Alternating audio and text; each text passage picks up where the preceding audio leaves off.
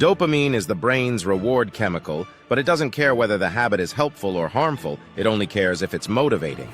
In this video, Magister Factotum explains how dopamine creates a feedback loop that cements every habit, from doing push-ups to doom scrolling, and why some feel good and others feel draining.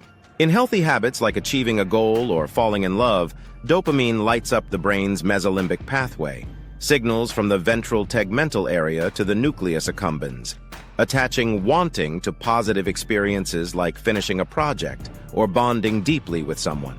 But the same circuit powers bad habits like endlessly scrolling through social media or compulsively watching porn, where the unpredictable reward triggers microdopamine hits every swipe or tap. A classic compulsion loop built on variable rewards. Over time, the brain rewires itself around the dopamine response, forming automatic neural pathways that bypass self-control and make unhealthy behaviors feel both habitual and hard to stop.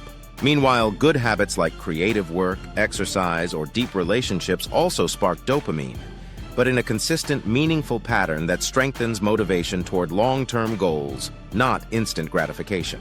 Love, in particular, activates the same dopamine regions as addiction, producing tolerance, craving, and obsession, though in a positive form when mutual, and a negative one when unrequited. Social media, doom scrolling, and compulsive entertainment exploit these systems by offering rapid, unpredictable hits that hijack the brain's reward system through negativity bias and novelty seeking, leaving people anxious yet unable to stop. The result is hedonic sensitization, where desire for dopamine cues intensifies even as actual pleasure does not, making bad habits feel urgent while good ones stay calm and purpose-driven. So what's the solution? Build dopamine anchors, pairing unpleasant but purposeful tasks with small rewards, or replacing dessert habits like doom scrolling with healthier dopamine hits like walks, creative acts, or connection. Over time, consistently practicing good habits rewires those neural loops, training the prefrontal cortex to lead behavior rather than the amygdala or the habitual system, and weakening the pull of the bad loops.